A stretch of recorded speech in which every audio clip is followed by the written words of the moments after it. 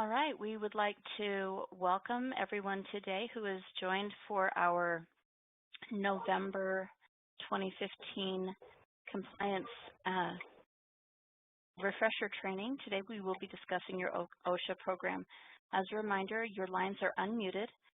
If you would like to mute on your end, then if you do have a question, you can go ahead and unmute yourself and ask the question. I would request that if you put us on mute, if you do have recording music that comes on, please don't set us to that setting if possible. So today we will be discussing your OSHA program, including two parts. The first of which is the basic OSHA program, and you can see this on your screen. It includes your training, the OSHA reference guide, OSHA Hazard Risk Assessment, the forum articles, and the forms section. And then we'll also be discussing our OSHA Plus program, and some of you will have that and some of you may not, but it's something that I wanted to share with you. It might be something that you would like to add to your program, and if you already have it added to your program, I want to make sure that you get the training on using those systems. So right now I'm just going to drag over the website and max that out. So when you first log in or open up healthcarecompliancepros.com, you'll notice that we have a brand new beginning of our website. And if you are interested in just reviewing the programs that are on the website, you can click the programs drop down. And for instance, if you wanted to look at what we have on OSHA, you would just go ahead and click the OSHA. It will bring up everything that the OSHA program includes. So, and these are the things that we will be discussing today. So we've got everything from the general industry requirements, your hazard risk assessment that I'll be showing you how to open and how to use. Your training includes fire safety and workplace safety, bloodborne pathogen standard, hazard communications, and regulated waste management. The OSHA program also has OSHA Plus, which includes our safety data sheets, and the OSHA Self Inspection. And so if you would like to know more about those, we're going to discuss those today as well. So once you log into Healthcare Compliance Pros, and let me just review the login process again with you. You go to healthcarecompliancepros.com. It will ask you for a username. The username is your email address, and we always set you up with the password of the word welcome when you first join our system, but you've probably updated it at this point. But you just put in your password, and then it will bring you to this page. As a reminder, your lines are unmuted. I do have a couple of offices, it sounds like, that are not quite muted yet, so just go ahead and unmute yourself so that we can all participate. Today, since we're going to be talking about OSHA, we're going to start off in your office dashboard. And those of you who are account admins, you'll notice you have your accounts on the left, your offices on the right. Again, as a reminder, anytime you click on the question mark in a circle, it is a tutorial video that will talk to you about that portion of the website. But today we want to go into one of your offices and talk about the OSHA program. So the first thing that I'd like to review is the OSHA training. We'll just go into the modules and show you a couple of things. Our OSHA training comes in a CME version, which is AMA PRA Category 1, and you do receive 3 CMEs for that OSHA training. We also have our regular OSHA training. So if you were to open up the OSHA training, you'll notice that the program covers everything from hazard communications, some disasters and emergencies. It goes through building safety, the bloodborne pathogens standard, work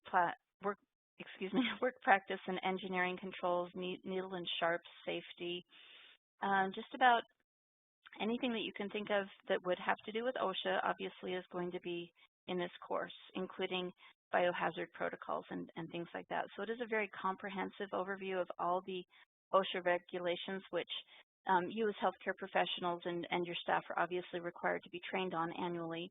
And your training is in policy and procedure format.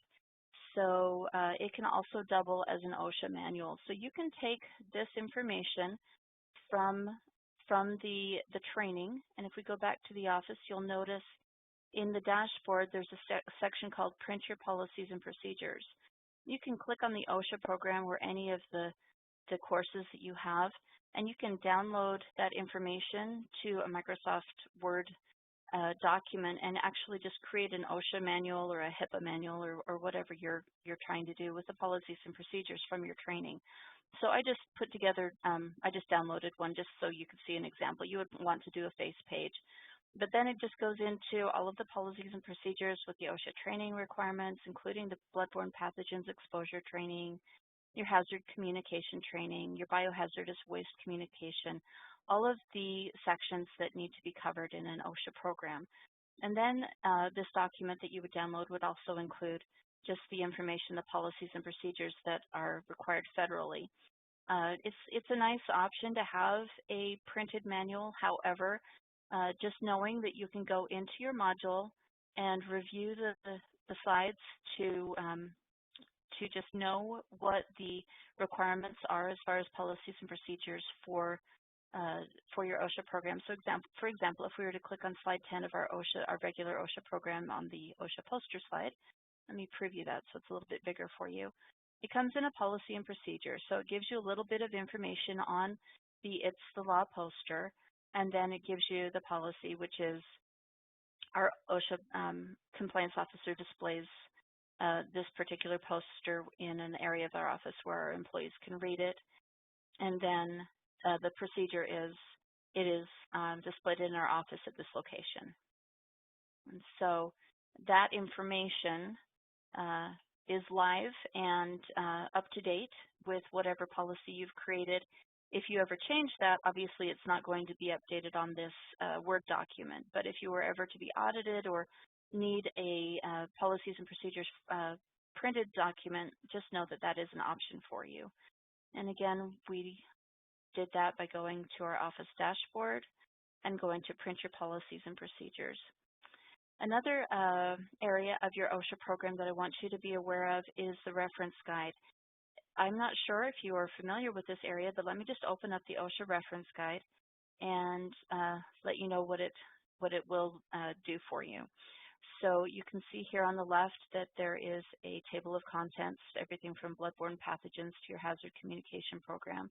So you can open up that area and just look at a particular area.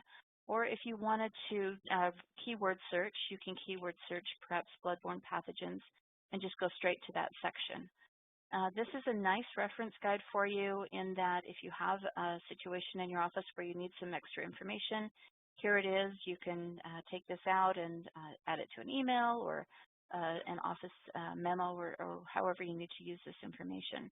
But please notice that that reference guide is available for you. And I know we're talking about OSHA today, but it does have information for all of the compliance areas. The next thing I wanted to visit with you about today is your OSHA Hazard Risk Assessment. It is, again, in your office dashboard under Tools and Assessments this time, and it's right here, OSHA Hazard Risk Assessment. And let me just give you some background information on it. The OSHA Hazard Risk Assessment is required for each of you as an organization to complete at least once, and then you'll want to review that information that you've added on an annual basis. And the HRA just covers all of the personal protective equipment required to be worn in your organization. It's also a document that would be requested in case you had an audit. So I just went ahead and filled out this first slide on the OSHA Hazard Risk Assessment. And each slide on the HRA will have a little bit of a tutorial why this is an important part of your OSHA program. And then it just gives you an opportunity. In this case, we're talking about when you clean treatment areas, what personal protective equipment would an employee be required to wear? And I just said gloves and masks. And then I put in some additional comments. Gloves and masks are available in the supply closet and in each exam room. That may not be what you would put, but I just wanted to let you know that there is an area here that you can put additional comments. Perhaps the comment would be more like, you know, we really need to focus on training our staff members to make sure that they're using the proper PPE in a specific area. So if I were to close out of here, you'll see that the hazard risk assessment is divided into several different sections. First, your procedures, so the different procedures that you would have in your office. And there is a slide for additional procedures, so if there are things that you need to add, you can edit and put in that information as well. And then it goes into what PPE would be important for your employees to wear when using specific instruments. Now, you may not use all of the instruments that are listed, and in that case, you will have the opportunity to say that this particular section is not applicable to your practice. However, if they are, then go ahead and put the information for the PPE, and again, you have a slide for additional instruments. And then it goes into equipment, everything from your autoclave to, if you're a dental practice, to dental curing lights, etc. And finally, we get down to chemicals, gases, and vapors. Now, again, these sections may not apply to each of you, but each of those slides will have a not applicable. So if you don't use that particular gas or vapor in your practice, just go ahead and put not applicable. When you've completed it, you will have a list of historical versions of when you've completed that. It'll have the date and who submitted it, and then it's also printable. So when you click the little print icon, it will bring up your report, and it will have all of the PPE that you've listed for that particular area. This is the one that this is our sample, and it'll also have any client notes, any notes that you've put in that section. Let me go ahead and get out of that. So that is your OSHA Hazard Risk Assessment, and again, you should complete that once and then review it annually and resubmit the updated form annually so that you've got a record of that assessment being completed at least once a year. The next area that I wanted to show you is the forum articles. You can access the archived forum articles here from your dashboard, or you can click on your icon at the top, your logo, and you can actually go into the Compliance Insider events and webinars here. So you can see those archived articles on the front page as well. But if you happen to already be in the article, or excuse me, in your office, let's go ahead and see what you can find by just clicking on the Forum tab here on the left-hand side of your screen. And once you open up the Forum tab, it will bring up all of the current articles, and it will also help enable you to search the archives. So if you wanted to look at something for OSHA and specifically, here are all the most recent OSHA articles and then older entries as well. Keep in mind that the forum articles are our way of notifying you of changes in the law, of situations that other practices have experienced to protect you from having problems in your own practice. So these are really important, just informational pieces that will help you. So let's go ahead and go back over to our office. The next thing that I wanted to visit with you about is the forms. Many of you use the forms on a daily basis in your practice, but some of you have not maybe known about the forms or haven't taken advantage of them. But these are all sample documents that are ready to go that you can use as is, or you can edit to better fit the needs of your particular practice.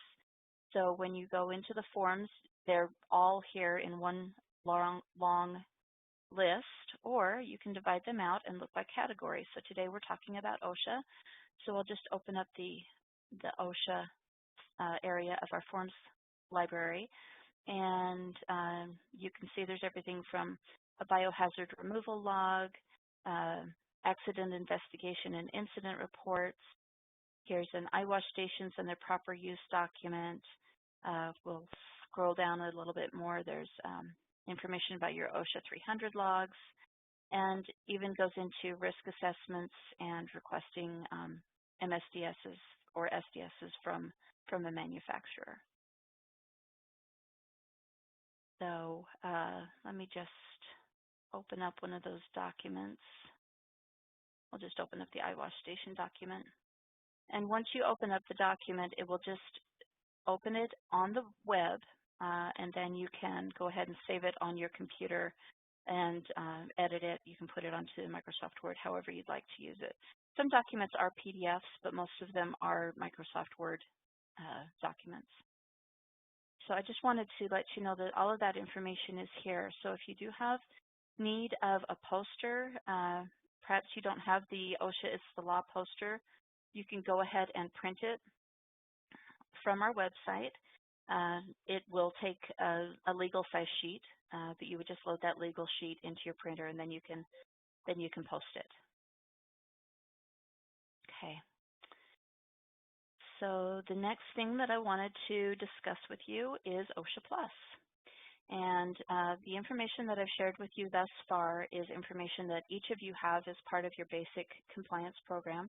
Now we'll be going into OSHA Plus, which is additional services, including a safety data sheet binder.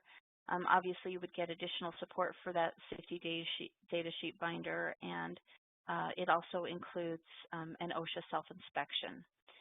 So let's go ahead and look at the safety data sheet at the account level. When you go to the SDS binder, it's right here on the left-hand side under Reminders Hub, and you would just click on the SDS binder, and it will automatically open up everything that you've added so far to your binder. And if you were to click on any of the items in the binder, it will open up just a PDF of that safety data sheet. Now, I'm sure that you're familiar with the requirements. This year, the material safety data sheets are updating to the new format, the safety data sheet format that complies with the globally harmonized system requirements. This is an ongoing process as the manufacturers are updating all of their old MSDSs to the SDS format. We are systematically going out on the web and finding those updated forms, and so you'll notice that when you go into the database, that some are going to be SDSs and some are going to be MSDS because either the manufacturer is in the process of uploading it to an SDS or they haven't done it yet. So let's go ahead and browse the database, and I'm going to do that by clicking this blue button on the left-hand top corner. This opens up the entire database that we have at this point. So you'll notice that some are MSDSs, some are SDSs, and some are not categorized yet. And this is part of our ongoing process of updating. Now, you may go into the database in search of a particular product. Let's just do something easy that you'll probably all have in your practice. Let's just do Clorox. Perhaps you are using the Clorox Anywhere Hard Surfaces Sanitizing Spray. If you wanted to add that to your database so that you would have that available for your employees in case of an emergency, in case of a spill or someone gets it in their eyes and you need to know what the first aid measures are, you would obviously want to do this ahead of time, but if you're using this particular product, you would just click Add, and then that product would then be added to your binder. So let's go ahead and look. So here it is, and then you would just be able to go ahead and open up the information, and there's the safety data sheet.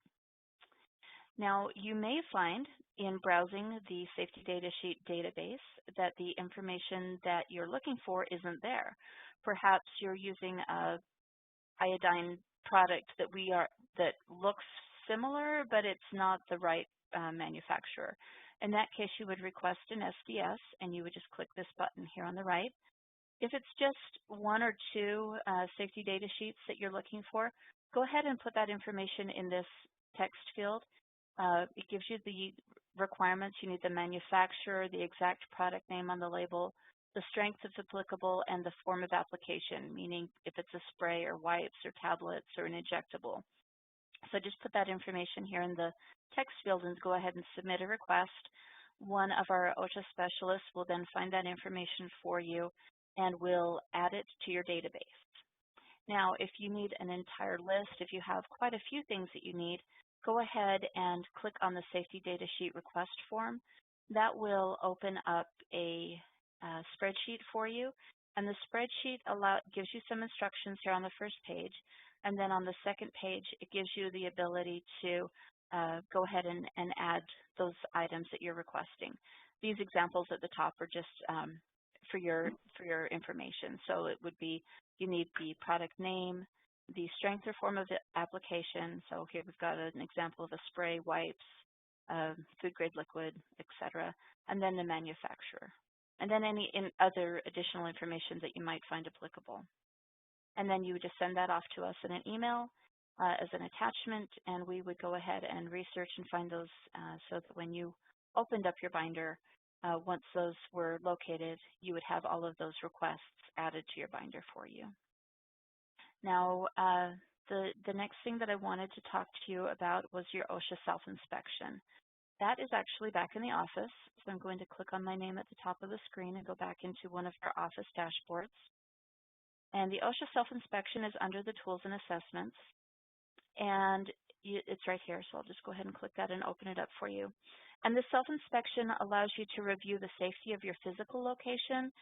So you're looking to establish OSHA standards in your practice, and you would just document the location that you're conducting the assessment for. So if you are a smaller practice, it just might be the name of the practice. However, if you're a larger practice and have multiple locations or multiple departments that you would want to conduct an OSHA self-inspection for, you would just put that information here. In that case, if you do have multiple offices set up in HCP, you can create an OSHA self-inspection for each of those individual offices. So for our demo office, I could go into the clinical department, the department that I've maybe got set up by discipline or perhaps a location, go into one of those offices, open up my self-inspection, and go ahead and work through it. So I've gone ahead and started the inspection. I just wanted to open up a couple of slides and show you how it works.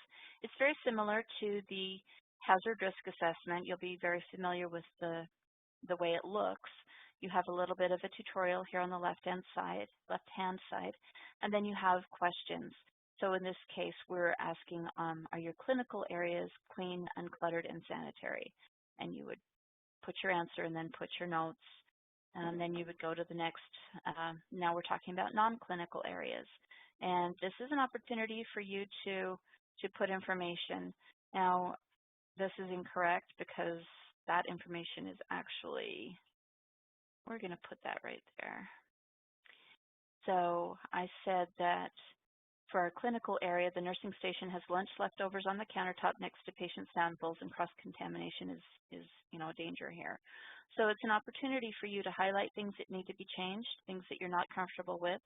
It's also an opportunity for you to say, yeah, we're doing great, everything looks fine. So, and then once this information is all completed, you can go ahead and save it by finalizing here.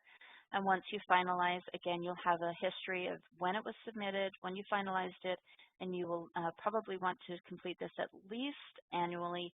I would suggest that if you do find places that are negligent, obviously you would want to complete that OSHA self-inspection after you've had a chance to tell the departments they need to do certain things.